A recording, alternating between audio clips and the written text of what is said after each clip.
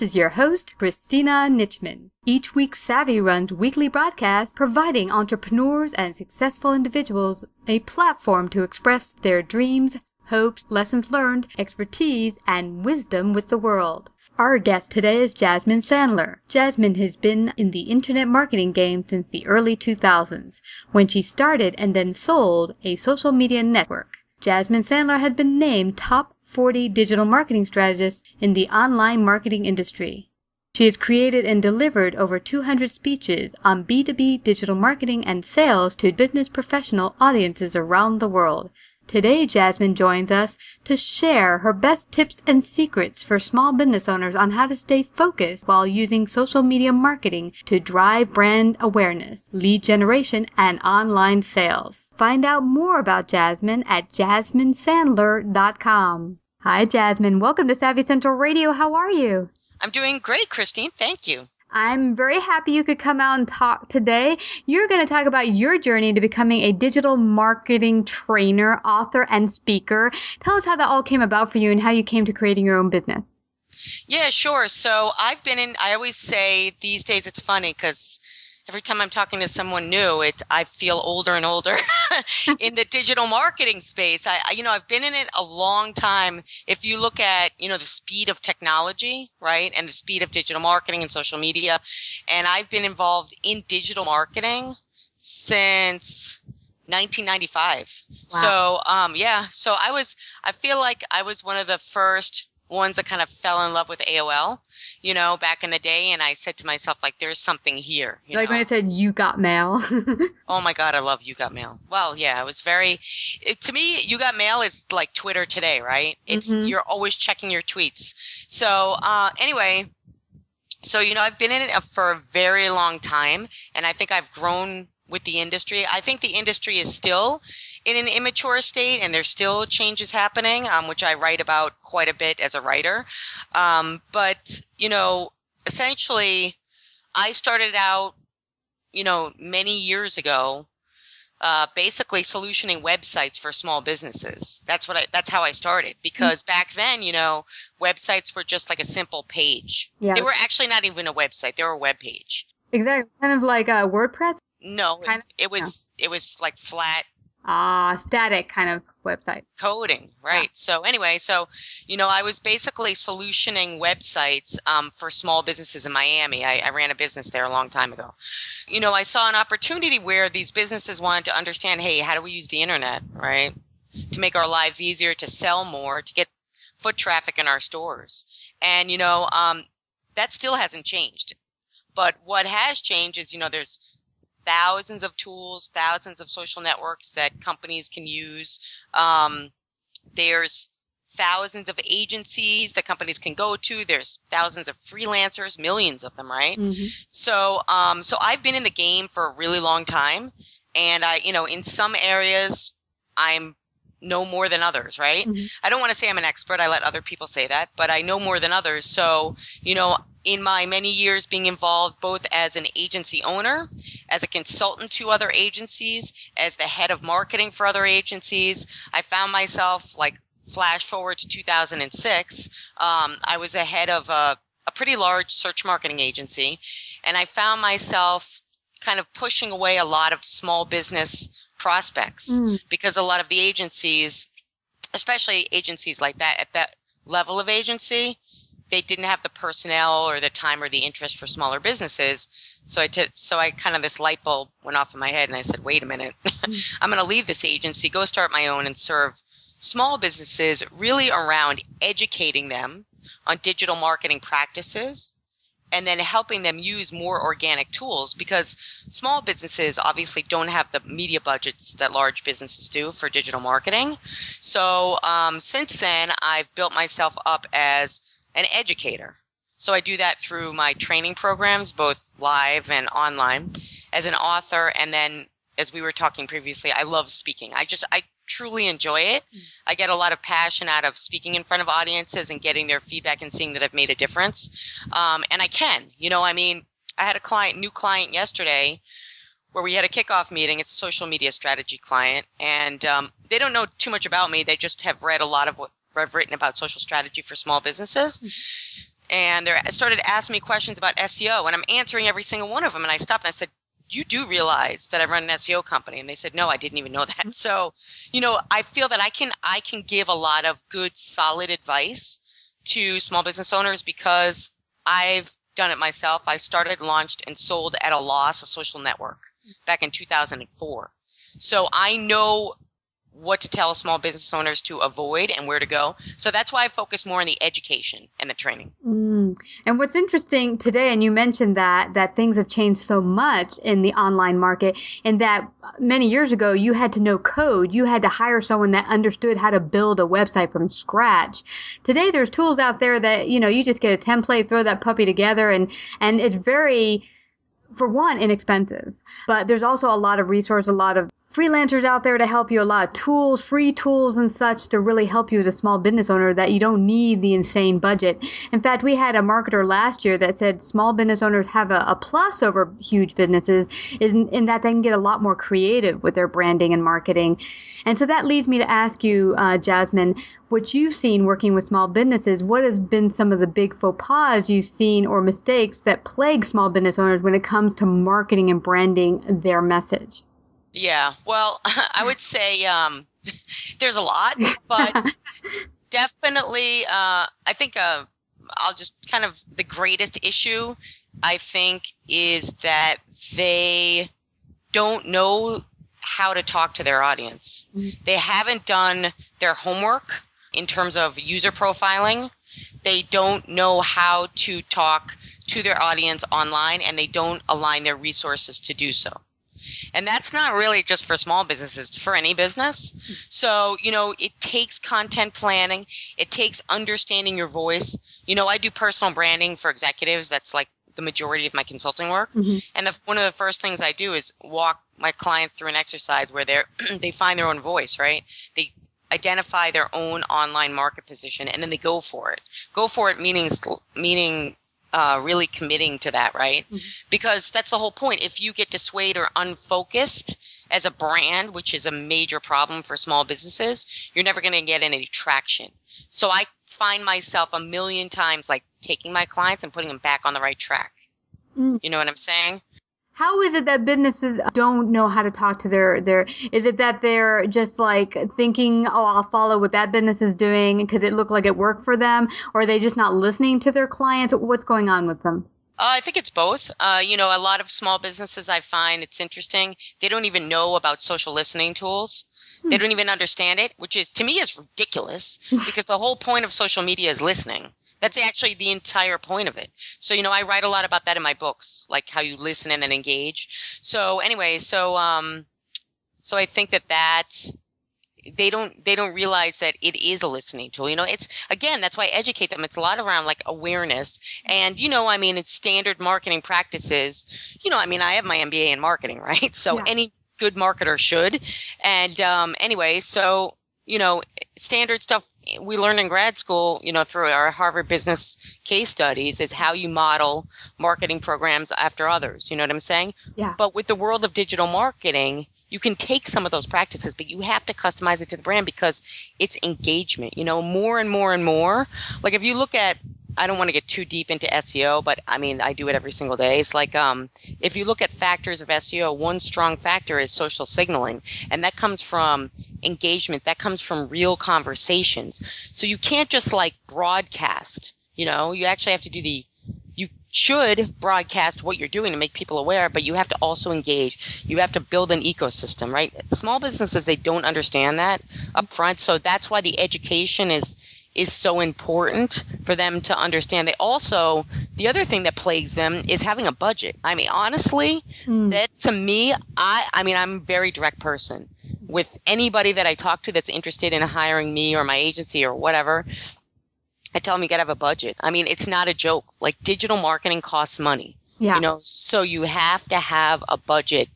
You could say, well, this is free and that is free. And we all know that free isn't the greatest thing. It really isn't, because here's what will happen. You'll hire some cheap service, person, product, and then guess what happens? It will waste your time. Time to me is more valuable than money. So it's really important that small business owners understand you have to have a budget for digital marketing. I mean, that is, I see that time, like they'll start spending money. Mm-hmm. They'll have an idea, they'll start spending money, and then they'll stop spending money, and then it gets wasted. And no matter what I tell them, that's why there's a lot of businesses I won't work with, because if you can't, I'll just educate them and then say, okay, but if you can't spend the money, it's not time for you yet, because it takes a commitment to do it. Once you commit to it, you start seeing results. I mean, I always use myself as a guinea pig. I let my clients know, you know what, I invest, even in my own businesses, I invest a lot of my own money back into my businesses, right? Mm-hmm. In digital marketing. And for me, that's a necessary line item every single year. Mm-hmm. And that's how I grow my business. It's like you look at it as a bill that you must pay and it must be done as part of the business, period, part of running the business. It's like having a computer. I always say this, you can't run your business without a computer. Mm-hmm. So why would you run your business without a digital marketing budget? It doesn't make any sense to me, but it's because people don't understand it yet. It's all about experiencing it. So a lot of times what I do is I start like in phases, trials. So we start when I go through an entire digital marketing plan with a client and then we launch something, it's generally something small. Okay, let's just improve your website, or let's improve your email newsletter, or let's do this. Instead of trying to do everything at once, that's another problem that I see a lot, because, as a small business owner, you're spread so thin. Yeah. You have to make the right decisions. You have to almost like prioritize every single day. Even in digital marketing, you have to. Mm-hmm. What am I going to do today that's going to make a difference or help me move forward to the next step even? Yeah. So it's you got to be cautious. I totally get you there. And I talked to someone a couple of weeks ago who's coming on, and she said, I help people with their copy, and they'll tell me, I paid for my new website and I bought business cards and I don't have money to pay you. And she's like, but if you don't have the copy, if you don't have a proper message for your branding, then having a beautiful website doesn't really matter. So she's like, you have to put aside something for that as well. And she said it's a little frustrating because businesses sometimes are about the glitz and glamour. Oh, look at my pretty business card. Look at my beautiful website. But what's the content on that website, and what's the content on your business card? Right. Well, here's some advice I would give, because I write copy as well and do all these things and been involved, and I've hired copywriters, and they're definitely, I think this person she's very right, or he or she. Yeah. Is that there is a lot of value in copy that people don't understand. As a writer, I see writers talking about that all the time. But here's the most important thing for your audience to understand. You don't need to do it all at once. Yeah. So you should look at it as you're improving over time. It's like everything else, okay? So, for example, I used to be a personal trainer like a long time ago. I wouldn't have my clients go into the gym and lift 300 pounds if they've never even stepped into the gym. Yeah. You know what I mean? Yeah. So you have to be able to progress. So with digital marketing, okay, that's why you step forward very specifically. If copy is critical at that point to driving your business forward, you need to invest in it. You know what I mean? Mm-hmm. So you have to, yes, that's an important element and it should be a line item, but it has to have a sequence that makes sense. Otherwise, what will happen?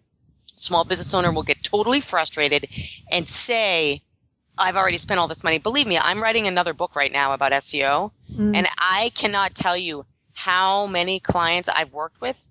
Probably 80% of my SEO clients have come to me because they've been frustrated about spending money elsewhere that didn't work.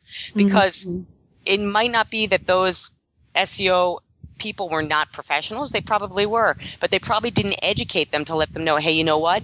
If you're new to SEO, you need to budget probably about $20,000, $30,000, and this is going to be something that's going to be 6 to 12 months.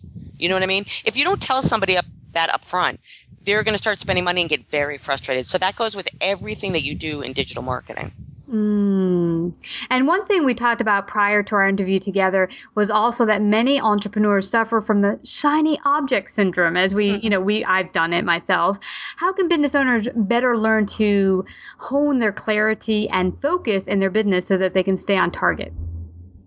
So, yeah, I mean, the most important thing is focus. I talk about it a lot. I have this book that I bought 15 years ago by Jack Canfield called Focus. Literally, it's my Bible. Every day I reread a piece of it, It keeps me focused. So the shiny object syndrome is definitely a problem when it comes to digital marketing. Why?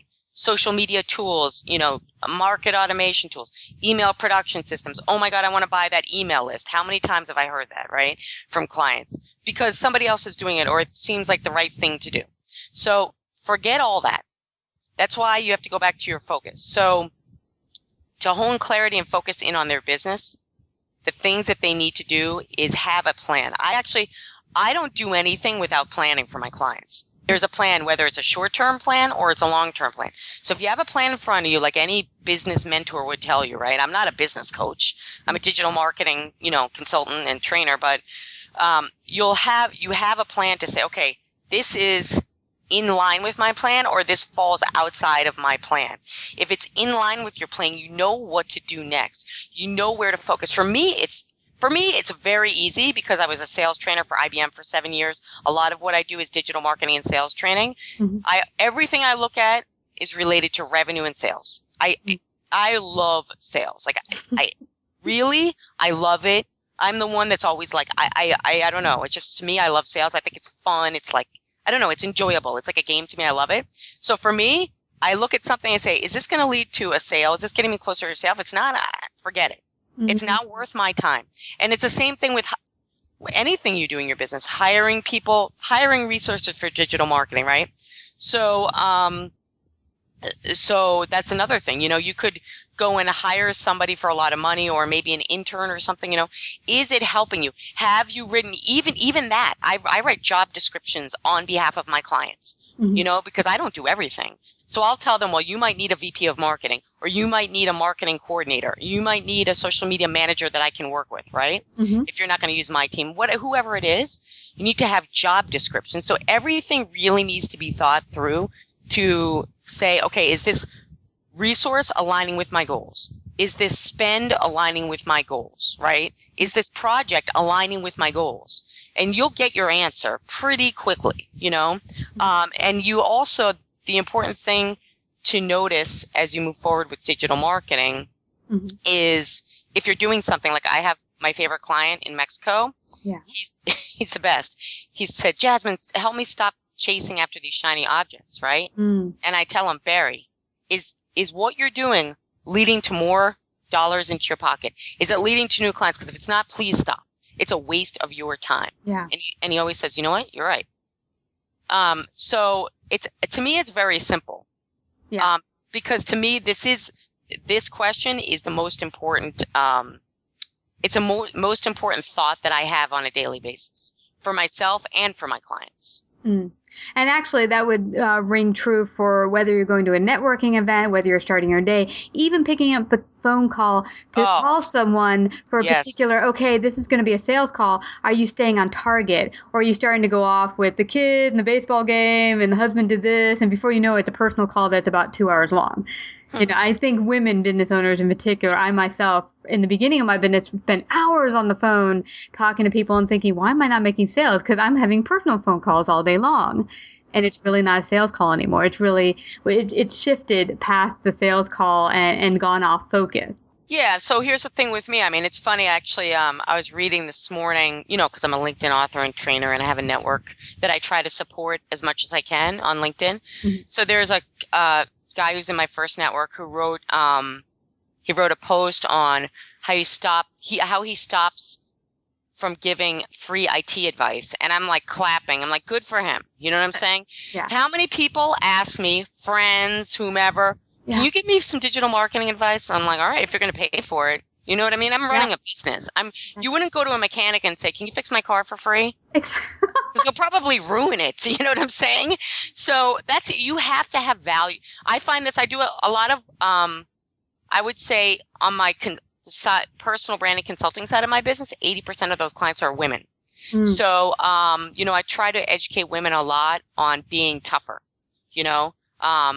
in how they practice their business and things that they take on, I think it's very, very important because it's, like you said, it's easy. I mean, mm-hmm. women naturally like creating relationships, which is very much a positive when it comes to digital marketing because that's what it takes. But it also can be negative, like you said, if you're just off track.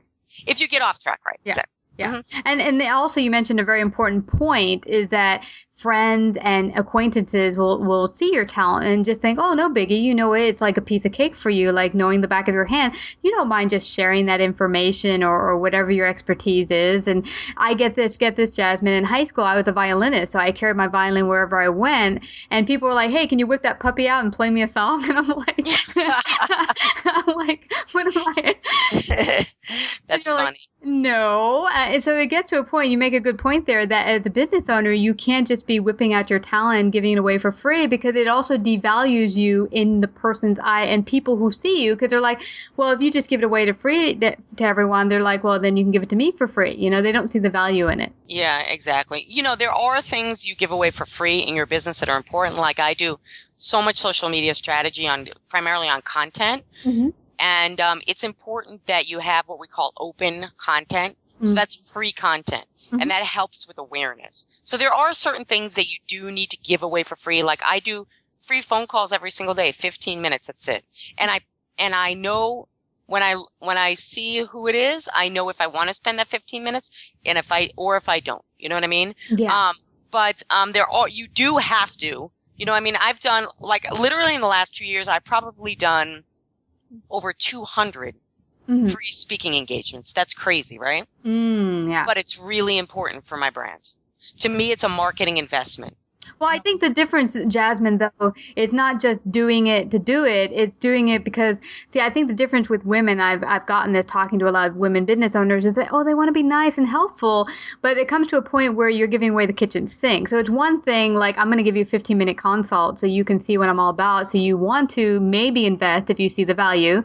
But it's another thing just to be giving out free advice to everyone and their mama just because you want to be nice. So it's that line you can cross. Yeah, exactly. So what are some of the key mistakes working with businesses that you've seen them make in regards to digital marketing? Because you mentioned that a little bit about how people get stuck on social media and not really be communicating with their clients. What are some of the other faux pas you might have seen? One of the things that I see is they don't think about scale, which is important. Mm-hmm. So a lot of times I've been involved with rebuilds of websites, websites that have never been optimized for search, you know? So, when someone contacts me and they are just starting a business, I think that's fantastic because then they can have a plan and a web presence that's built for scale. So, you know, the more time and money you spend in rebuilding and redoing, the more time you lose in your business, right? It's pretty simple. Yeah. So thinking about scale, I think is really important as you move forward. Then some other obvious things are not having a plan for, and it depends on the size of the business, but not having a plan for and communications online, like your employees, you know, how are they set up in social, right? Are they speaking the right message on behalf of your brand?